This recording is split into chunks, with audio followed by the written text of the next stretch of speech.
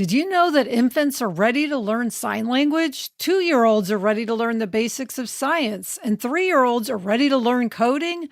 Your child is ready to learn, and at Primrose Schools, teachers make the most of this time by creating a joyful, purposeful learning experience unlike any other.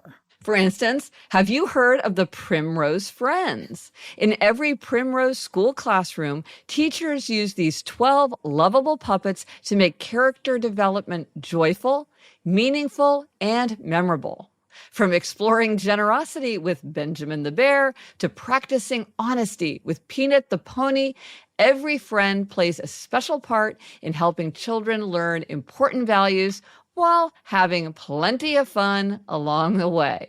We could all use some friends like that. You can learn more at primroseschools.com. Now enrolling infants through children age 5. That's primroseschools.com for more information. Elizabeth, when we're together for the holidays, we end up going to Whole Foods Market every day. There's so many things that we need. Like we're going to a party and one of us needs to bring a gift for the host. They have these expert curated cheeses and crackers that everybody loves.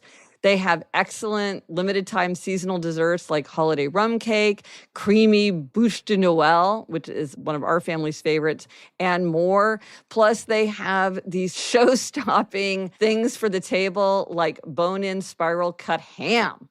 Well, Gretch, I love that they have heat and eat sides from the prepared foods department because you know that I am not much of a cook. So heat and serve is something I can do. And they have floral, Gretchen. So you can bring a nice bouquet of flowers if you're going to someone's house. Shop for everything you need at Whole Foods Market, your holiday headquarters. Lemonada.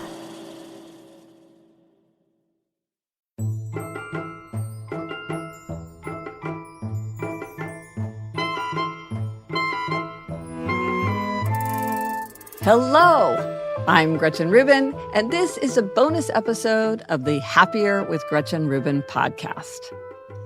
As part of my ongoing exploration of happiness and human nature, I often look to great works of literature for insight.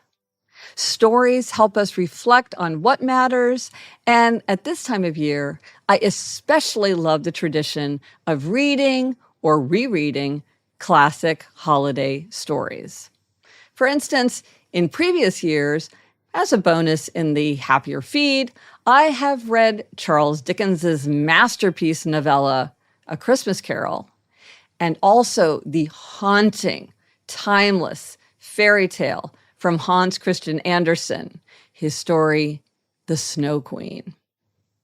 This year, as my holiday gift to you, I am reading one of my favorite classic stories, The Gift of the Magi by O. Henry. And by the way, if you are used to pronouncing the word Magi differently, don't be surprised by my pronunciation. It turns out there are many pronunciations for this word. The Gift of the Magi by O. Henry is a bittersweet story that is just 6 pages long, but it is justly famous. It is often invoked as an example of selfless love, the true meaning of giving, and the transcendent power and mystery of sacrifice. The story was published in 1905 when O. Henry, whose real name was William Sidney Porter, was writing for the New York Sunday World. He had recently moved to Manhattan and was writing a news story every week to pay his bills. He understood what it meant to struggle. He was facing his own hardships, including time in prison for charges he always disputed. Perhaps that's why he could write with such compassion about people trying to maintain dignity in difficult circumstances.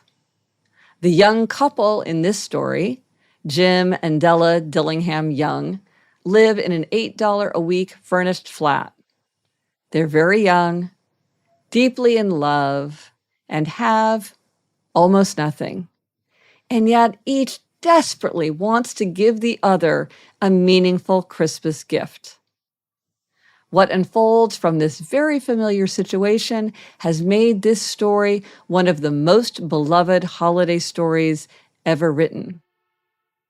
Now, as a writer, I'm always particularly interested in titles. Why does a work of art, whether it's a book or a play or a movie or a painting or a statue, why does it have the title that it has? As you listen to this story, consider the fact that its title is The Gift of the Magi. The Magi, of course, are the wise men who traveled from the east, following a star to find the baby Jesus. By tradition, they are three learned kings who brought rich, precious gifts of gold, frankincense, and myrrh. As you listen to the story, ask yourself, why did O. Henry choose that title? At the end of the story, he himself explains the connection. I won't say more now because part of the pleasure of this story is discovering what happens. As a writer, O. Henry was famous for his ironic twist endings, so much so that the term O. Henry ending is often used to describe a story with a clever, surprising resolution. This story is brief, it's powerful, and I think it reveals something essential about what it means to love someone well. Once you hear this story, you will never forget it. So here it is. My gift to you, The Gift of the Magi by O. Henry.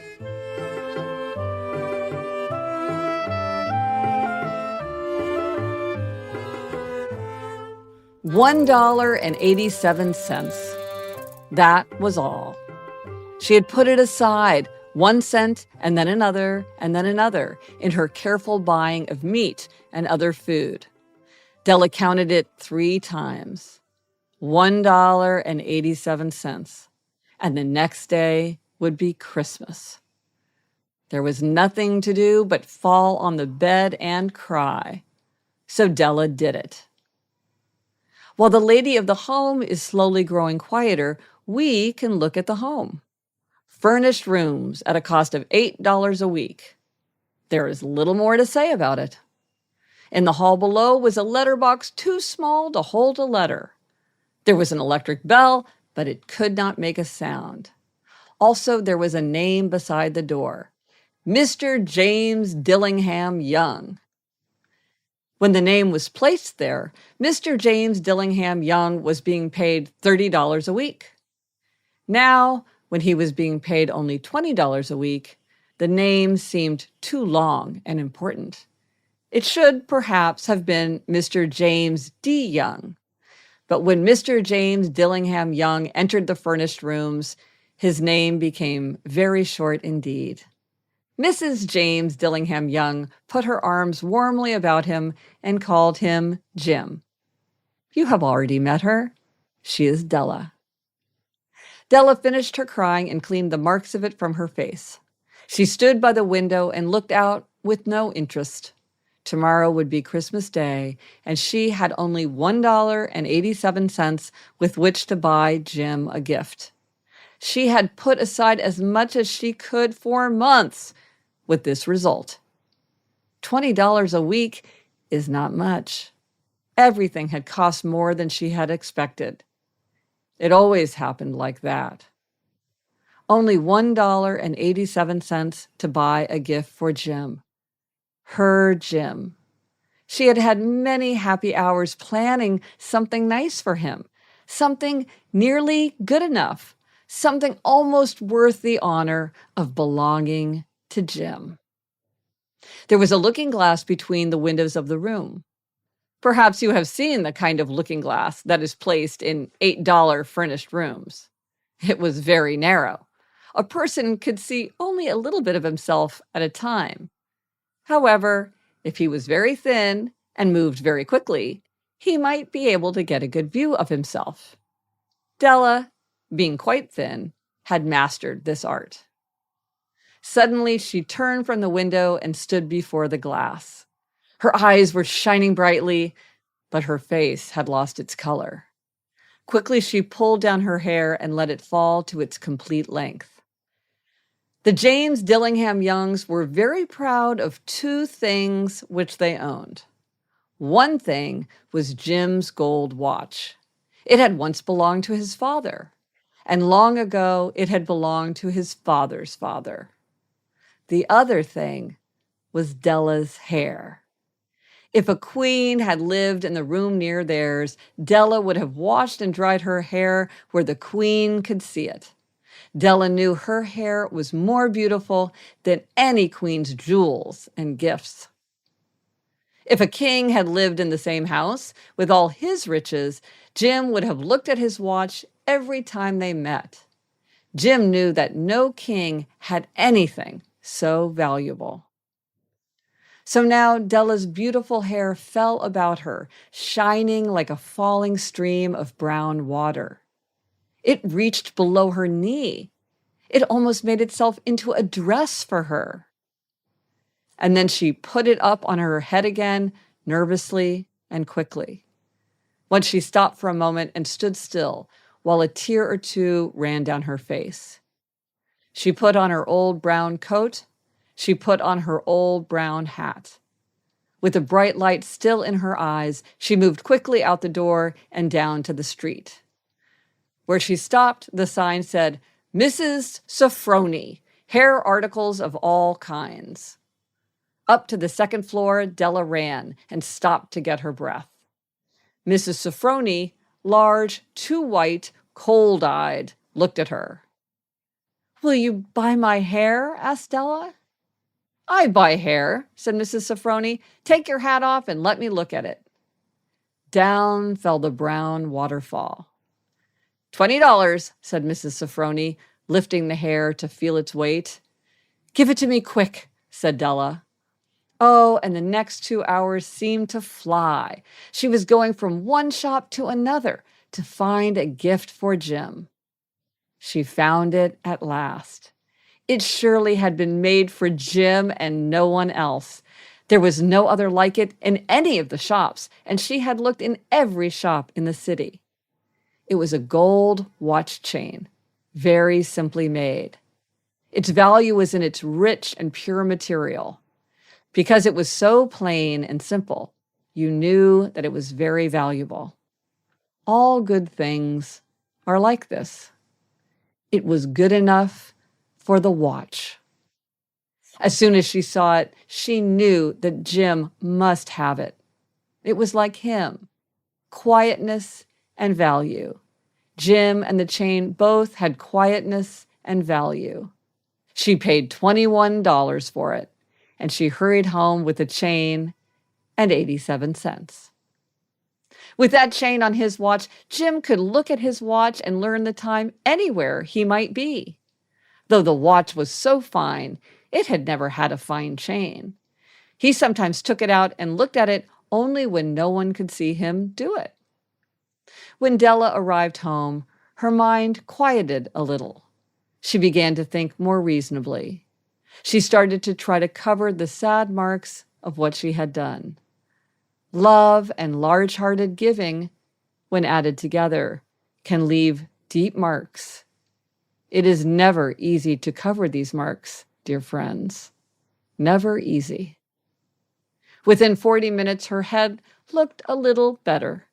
With her short hair, she looked wonderfully like a schoolboy. She stood at the looking glass for a long time. "If Jim doesn't kill me," she said to herself, "before he looks at me a second time, he'll say I look like a girl who sings and dances for money. But what could I do? Ugh, what could I do with $1.87? At 7, Jim's dinner was ready for him. Jim was never late. Della held the watch chain in her hand and sat near the door where he always entered. Then she heard his step in the hall, and her face lost color for a moment. She often said little prayers quietly about simple, everyday things. And now she said, "Please, God, make him think I'm still pretty." The door opened, and Jim stepped in. He looked very thin, and he was not smiling. Poor fellow, He was only 22 and with a family to take care of.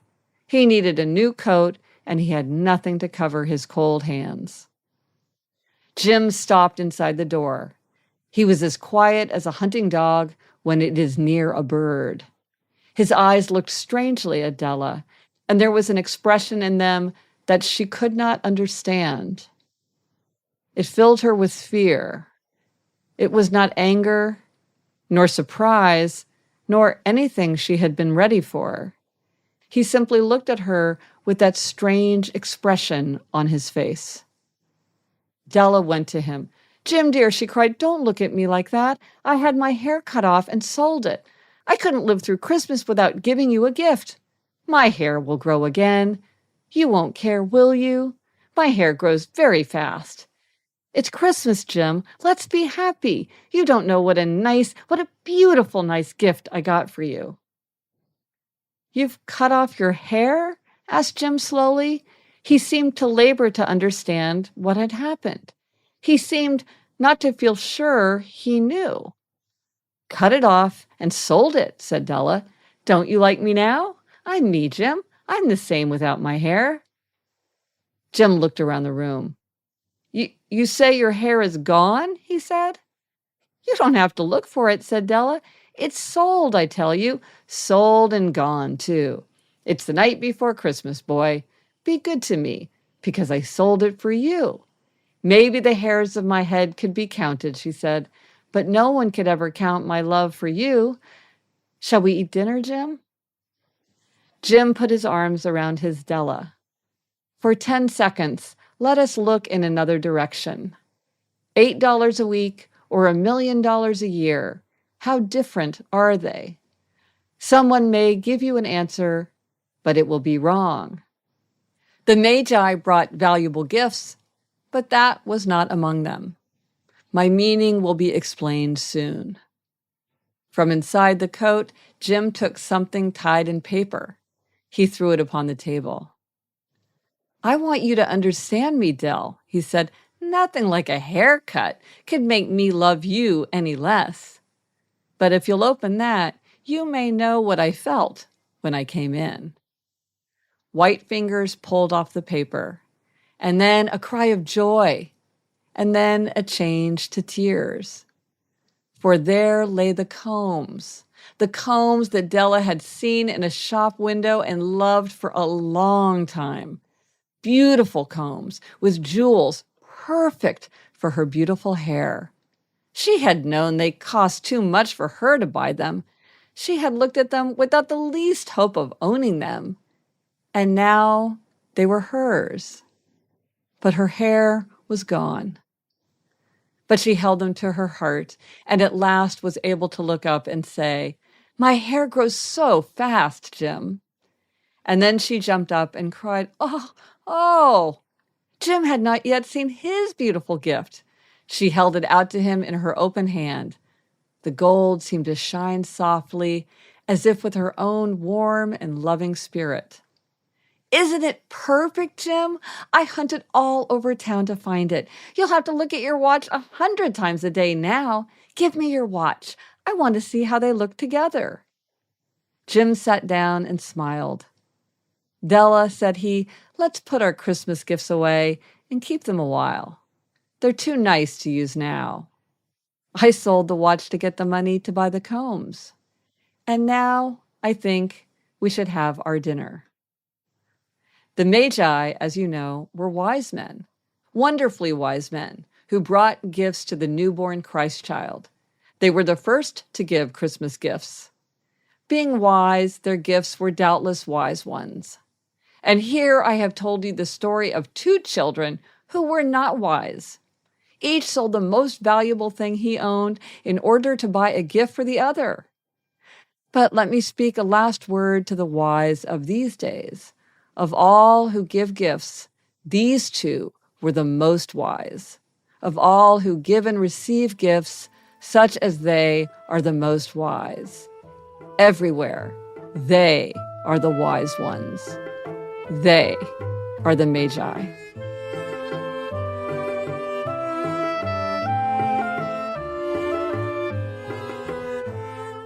I just love this story.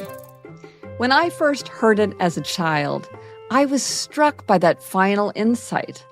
Jim and Della each sacrificed their greatest treasure, which meant that the gifts they gave each other were useless. And yet, O. Henry observes, of all who give gifts, these two were the most wise. Even as a child, I appreciated the irony and the transcendence of Della and Jim's exchange. When I read this story as an adult, however, I'm struck by a few lines that did not jump out at me when I read it as a child. Because I bring more to the story, I get more from the story. These lines are an aside addressed to the reader when the narrator observes, love and large-hearted giving, when added together, can leave deep marks. It is never easy to cover these marks, dear friends. Never easy. I love an aphorism, and I spent a long time reflecting on that one. What do you think it means? Love and large-hearted giving, when added together, can leave deep marks. It is never easy to cover these marks, dear friends. Never easy.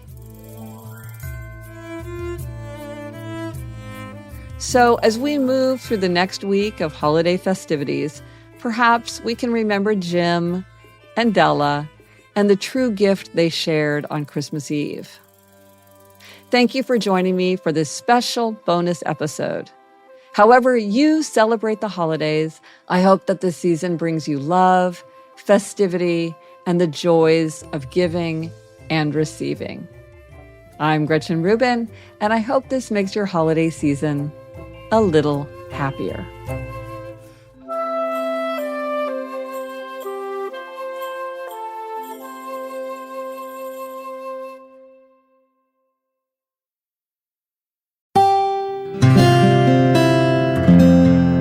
From the Onward Project. Hi, Gretchen, Craig Robinson, and my little sister Michelle here. We host a new podcast called IMO with Michelle Obama and Craig Robinson. We know you're the queen of giving advice, so we wanted to get a few tips from you. You know, Gretchen, a lot of our listeners are going through some major life changes. What advice do you have for folks who are trying to stay grounded in the midst of major life transitions? Craig and Michelle, I am so happy to be talking to you. Here are a few questions that might help us gain perspective. So consider questions like this. What activities take up my time but are not particularly useful or stimulating for me? Do I spend a lot of time on something that's important to someone else, but is not very important to me? If I could magically change one habit in my life, what would I choose? And here's a question. Would I like to have more time in solitude, restorative solitude, or would I like to have more time with friends? You know, just thinking about questions like this can help us start to figure out how we might make our lives happier. With greater self-knowledge, we're better able to make hard decisions that reflect ourselves, our own nature, our own interests, our own values. In my own case, I have found that the more my life reflects my nature, the happier I get, and the more grounded I feel when I'm going through a period of major change or transition. For more great advice, search for IMO with Michelle Obama and Craig Robinson wherever you get podcasts. You can listen to Issa Rae on letting go of certain friendships, Kiki Palmer on why disappointment is actually the key to career success, Seth and Lauren Rogan on caring for aging parents, and so many more.